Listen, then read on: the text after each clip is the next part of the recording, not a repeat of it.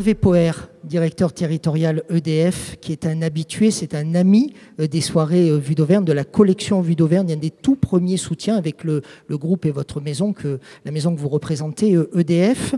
On s'est déjà, ensemble, on a déjà travaillé sur le château, de Randan, le domaine royal de Randan, avec Charlotte Benoît, qui représentait la région et qui était présente. Vous avez tenu à être présent ce soir. Vous m'avez dit, Hervé, que EDF soutiendrait cette candidature de 11 villes pour le thermalisme, en tout cas la ville de Vichy. Vous allez soutenir la ville de Vichy, comme vous l'avez fait pour la chaîne des Puits-Failles de Limagne. Pourquoi ? Bon, bonsoir Marc-Alexis. Tout d'abord, c'est d'abord et avant tout cette soirée qu'on appuie. On verra par la suite, on en reparlera tout à l'heure. Mais je me réjouis déjà de participer effectivement au titre de cette entreprise à cette soirée, parce que ça fait déjà 25 ans que notre entreprise appuie l'attractivité du bassin vichysois. Nous faisions il y a donc un certain nombre d'années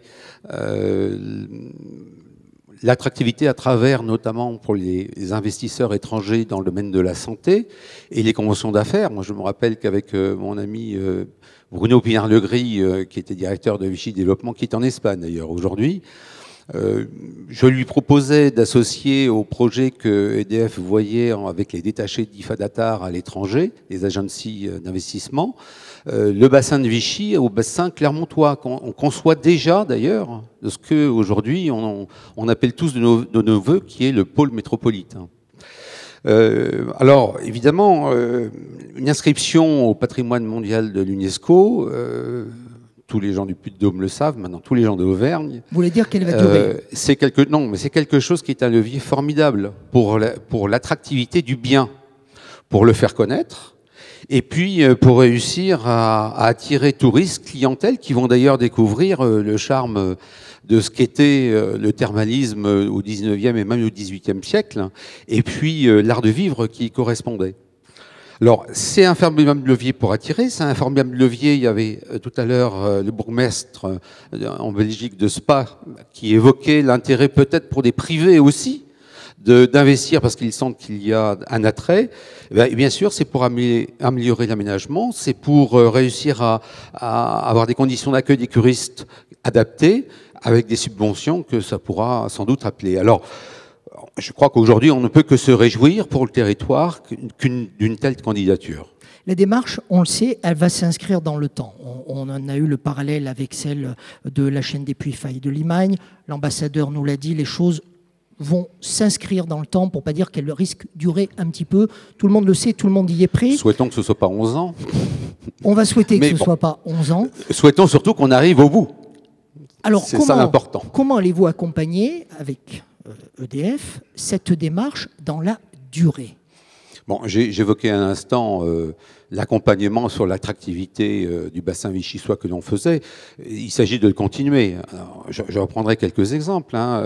On a aussi soutenu activement avec mon autre ami Jean-Claude Méral, qui était président du Conseil général, vice-président du Conseil régional et maintenant actif au Conseil de développement, la démarche pour pouvoir racheter la maison d'Albert Londres, qui était un grand reporter du XXe siècle. Le journaliste des temps modernes. Le journaliste des temps modernes, et pour lequel les journalistes ont un grand prix Albert Londres dans les pays francophones, et qui maintenant monte des actions autour du nom d'Albert Londres qui est illustre et que nous continuons à soutenir. Alors, on parlait du sport tout à l'heure, et du sport de très haut niveau. Nous avons accompagné le championnat du monde d'aviron. Le groupe, avec la fédération de natation, a organisé pendant plusieurs années l'Open de natation à Vichy, qui réunissait les meilleurs de la discipline. Et aujourd'hui, on va donc, monsieur le maire, vous le savez, appuyer fortement la grande manifestation sportive qu'est les Étoiles du sport. Et sur un autre registre, qui est celui du développement durable, qui est important pour les territoires, avec notre filiale EDF Schéma, le pont-barrage de Vichy va devenir producteur d'électricité avec une électricité verte qui va, alors avec un investissement de notre filiale et l'exploitation de ce barrage, et derrière qui contribuera à l'objectif de la municipalité d'avoir un territoire à énergie positive.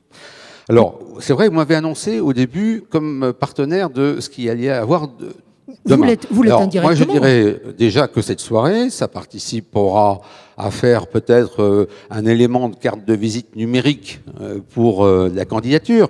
Mais au-delà de ça, je ne peux pas présumer des sollicitations qui seront faites au-delà de cette soirée. Mais en tout cas, on y sera très attentif. Vous avez soutenu la candidature de la chaîne des puits Failles de Limagne, le groupe EDF. En quoi a consisté justement ce soutien, Hervé Poher?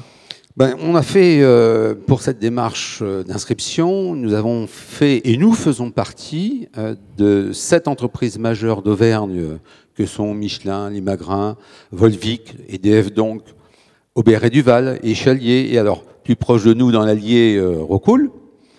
Nous avons monté une fondation pour favoriser la réalisation d'un plan de gestion, accompagner le plan de gestion de territoires concernés, puisque c'est aussi un élément d'appréciation de la Commission internationale, que ce soit réalisé. Tout en évitant la confrontation entre le patrimoine naturel et l'économique. Ce n'est pas opposé, ça se marie ensemble. Donc l'objet était de traduire en fait l'engagement d'acteurs économiques majeurs de la région et puis de les traduire dans des faits et dans des actes. Alors est-ce que c'est à reproduire sur ce projet? Moi je dirais très pragmatiquement que je n'en ai pas la réponse parce que chaque projet a ses propres solutions. En tout cas, une chose est sûre, c'est que EDF va continuer à être aux côtés de ceux qui œuvrent pour les territoires et, comme il a été dit tout à l'heure, pour l'attractivité des territoires.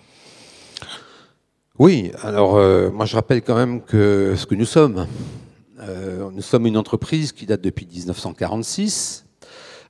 Si nous sommes une entreprise intégrée de la production jusqu'à la commercialisation, avec une électricité, je le rappelle quand même, qui présente un prix parmi les moins onéreux d'Europe et qui est majoritairement, nous avons la chance par rapport aux problématiques climatiques sur la planète, d'être majoritairement décarbonée. Bon, ça a une nature à alimenter tous les territoires et tous les Français. Alors évidemment, l'avenir des territoires, c'est quelque chose qui a un impact complètement pour notre propre entreprise. Et son développement nous concerne d'autant plus dès lors que les collectivités nous choisissent comme concessionnaires ou comme fournisseurs d'énergie. Comme partenaire. Le conseil que vous avez envie de donner, Hervé Poher, par rapport à cette candidature qui débute? Moi, je dirais plutôt qu'un conseil, je ferai un constat. J'observe que donc une candidature, on est plus fort en groupe que seul. Et d'avoir choisi de présenter une candidature non pas centrée uniquement sur le bassin vichysois, mais en s'étant allié avec 10 autres SPAR réputés dans la vieille Europe, puisque ça part de l'Italie, l'Allemagne, la République tchèque et le Royaume-Uni, c'est pour ça que je me permets de parler de vieille Europe. Une telle candidature, ça donne une force et une pertinence qui montrent en tout cas la clairvoyance des porteurs de projets. Donc je dirais plutôt bonne chance à la candidature pour notre bonne Auvergne. Merci beaucoup, Hervé Poher. Merci beaucoup, Hervé.